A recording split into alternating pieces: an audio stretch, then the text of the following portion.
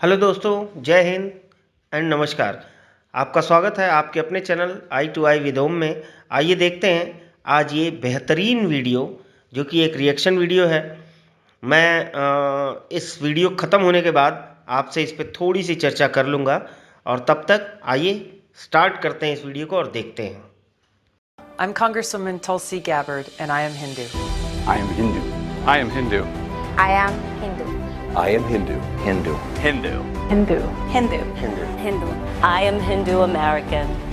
दोस्तों, क्या आपको 5 ऐसे फेमस साइंटिस्ट के बारे में पता है जो हिंदू धर्म को फॉलो करते थे? दोस्तों, वैसे तो हमारी दुनिया बहुत सारे धर्मों से भरी पड़ी है और इन धर्मों में बहुत सारी अच्छी अच्छी बातें भी लिखी हुई हैं, जिनको समझकर इंसान अपने जीवन को सफल बना सकता है। पर दोस्तों, आज की इस वीडियो में हम बात करने वाले हैं दुनिया के 5 ऐसे प्रसिद्ध वैज्ञानिकों के बारे में जो हिंदू धर्म पर विश्वास और इसको फॉलो करते थे। तो चलिए देखते हैं। Number 5, Werner Heisenberg. दोस्तों, वर्नर हाइजेनबर्ग एक जर्मन थ्योरेटिकल फिजिस्ट थे जिसने क्वांटम मैकेनिक्स में अपना महत्वपूर्ण योगदान दिया था। ये सबसे ज्यादा फेमस तब हुए जब इन्होंने 1927 में अनसर्टेनिटी प्रिंसिपल को पब्लिश किया था और बाद में इसके इस प्रिंसिपल के लिए इनको साल 1932 में नोबेल प्राइज से सम्मानित किया गया। दोस्तों, वर्नर हाइजेनबर्ग साल 1929 में भारत आए थे और इस दौरान इन्होंने रविंद्रनाथ टैगोर से मीटिंग की थी और इस मीटिंग में हाइजेनबर्ग ने हिंदू धर्म में मौजूद वैदिक फिलोसफी और उपनिषद फिलोसफी पर बात की थी, जिससे ये काफी ज्यादा प्रभावित हुए थे क्योंकि ये हिंदू धर्म में मौजूद वैदिक और उपनिषद नॉलेज को क्वांटम मैकेनिक्स से काफी हद तक रिलेट कर पा रहे थे।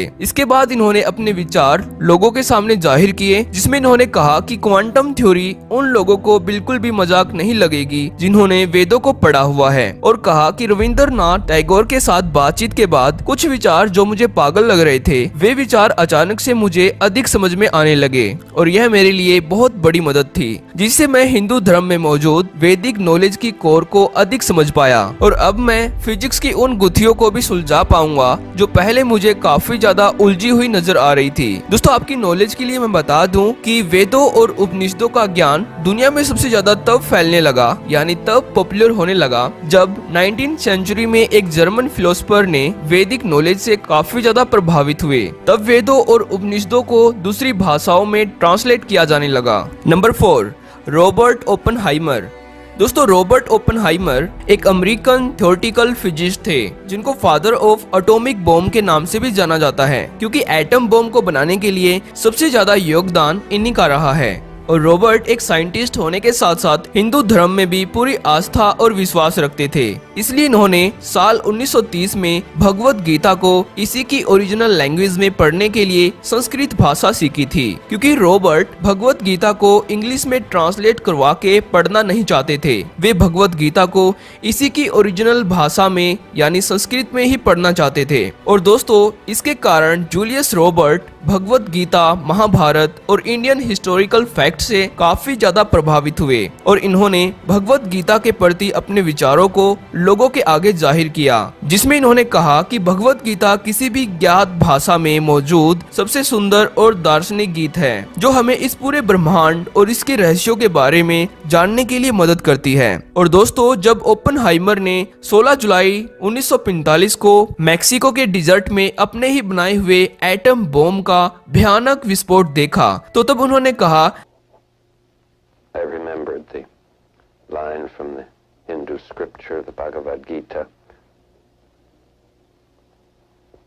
Vishnu कि मुझे हिंदू शास्त्र भगवत गीता की वह पंक्ति याद आ रही है जब श्री कृष्ण अपना विराट स्वरूप दिखाते हुए अर्जुन को समझा रहे हैं कि मैं लोगों का नाश करने वाला महाकाल हूँ और मैं इस समय अधर्म का नाश करने के लिए परिवृत हुआ हूँ। नंबर 3, कार्ल सैगन। दोस्तों, कार्ल सैगन एक American astronomer, cosmologist, astrophysicist, astrologist and philosopher थे।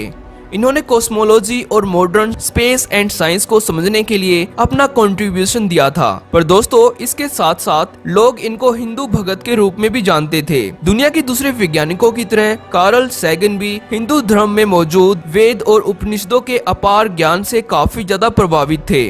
वे मानते थे कि हिंदुओं के वेद और उपनिषदों में ब्रह्मांड का सेम वैसा ही उल्लेख मिलता है जैसे आज मॉडर्न साइंस ने हमें बताया है। कार्ल सैगन हिंदू धर्म पर पूरा विश्वास रखते थे, इसलिए उन्होंने हिंदू धर्म को और ज्यादा करीब से जानने के लिए भारत में कई साल बिताए थे। उन्होंने कहा था कि हिंदू धर्म दुनिया के महान विश्वासों में से एक मात्र है जो इस विचार को समर्पित है कि ब्रह्मांड स्वयं एक विशाल, वास्तव में अनंत, मौतों और पुनर्जन्मों की संख्या से गुजरता है। यह एक मात्र धर्म है जिसमें स्पेस एंड टाइम के पैमाने मॉडर्न कॉस्मिक साइंस के समान है।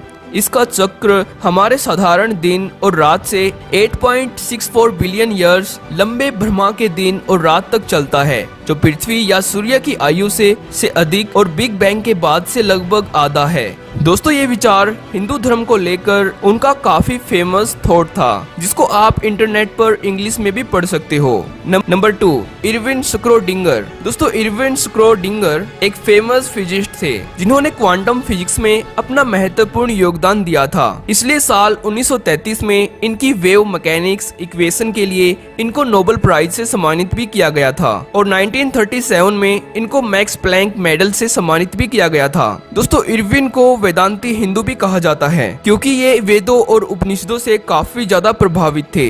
इनका एक प्रसिद्ध विचार है जिसमें इन्होंने कहा था कि मेरे क्वांटम मैकेनिक्स के ज्यादातर सिद्धांत वेदों से काफी ज्यादा प्रभावित है, क्योंकि इरविन ने वेद और उपनिषदों को गहराई से अध्ययन किया था और ये अपने साइंटिफिक थॉट्स को वेदों से कनेक्ट कर पाते थे।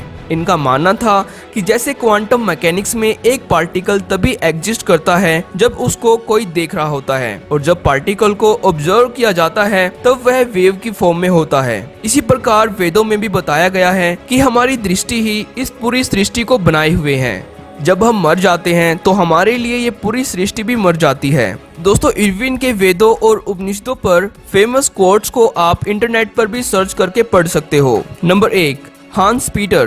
दोस्तों, हांस पीटर एक वर्ल्ड फेमस जर्मन फिजिस्ट थे जिन्होंने न्यूक्लियर एंड क्वांटम फिजिक्स में अपना कंट्रीब्यूशन दिया था। दोस्तों, इन्होंने हिंदू धर्म के वेद और उपनिषदों पर 35 साल अध्ययन किया और इनका सबसे प्रसिद्ध विचार ये है कि ये कहते थे कि जब भी मैं क्वांटम फिजिक्स को पढ़ाता हूँ तब मुझे ऐसा लगता है कि जैसे मैं हिंदू धर्म में वेदांतों और उपनिषदों पर बात कर रहा हूँ, क्योंकि दोस्तों ये भी हिंदू धर्म के शास्त्रों के ज्ञान से काफी ज्यादा प्रभावित थे। इसलिए ये वेदों में मौजूद ब्रह्मांड के ज्ञान को क्वांटम मैकेनिक्स से रिलेट करते थे।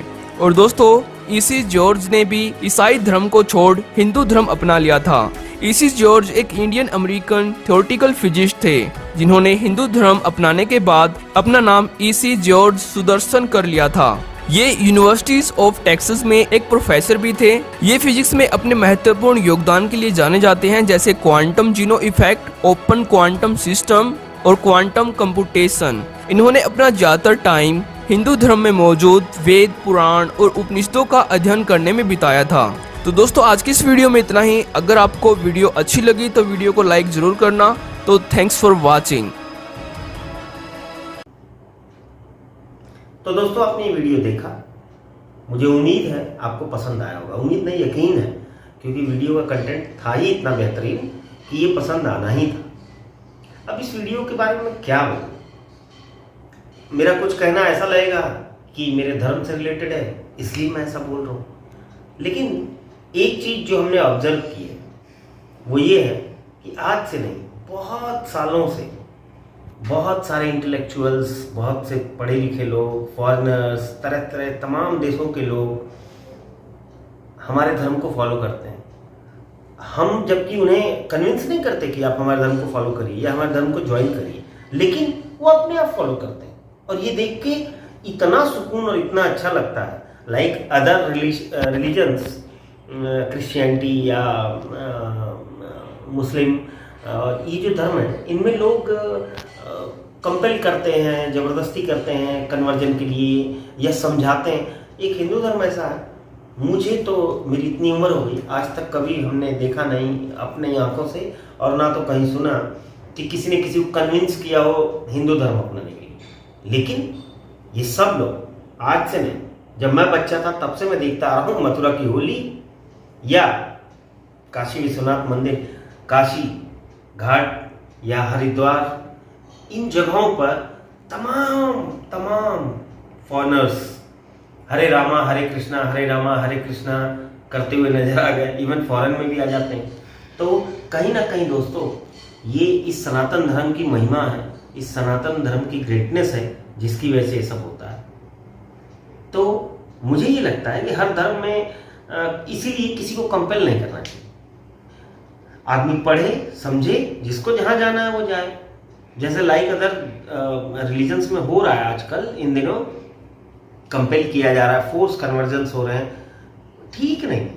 जबरदस्ती किसी को अपने घर बुलाने का मतलब क्या है यार? मजा तो इसमें है कि हम किसी को ना बुलाएं, लेकिन लोग हमारे घर पे लाइन लगा के खड़े रहे हमारे घर आने के लिए।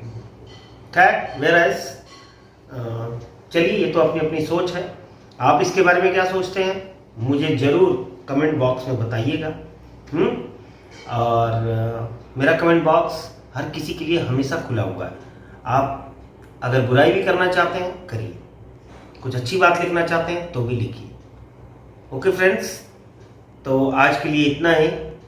जय हिंद, नमस्कार।